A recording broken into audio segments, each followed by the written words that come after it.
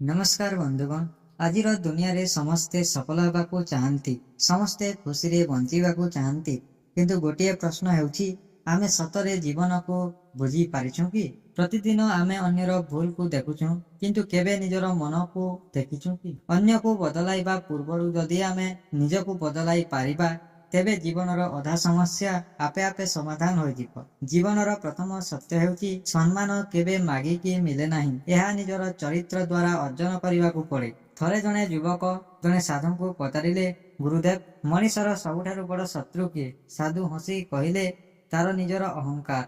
युवक आश्चर्य होई पचारिला, किपरि? साधु कहिले, जे पर्यंत मनीष भावे से सबु किछि जानिछि से पर्यंत से किछि नुआ शिखि पारे नाही। बंधुगण मने रखंतु, भरिथिबा पात्र रे आउ पानी पड़े नाही, सेपरि अहंकार रे भरिथिबा मनरे ज्ञान प्रवेश करे नाही। आउ गोटे कथा, आमे अनेक समय रे भाबु जे धन ही सबु किछि, किंतु सत्य हेउछि टंका घर बनाई पारे किंतु परिवार नुहे। टंका औषध किनि पारे किंतु स्वास्थ्य नुहे। टंका बिछଣା किनि पारे किंतु शांतिर निद नुहे।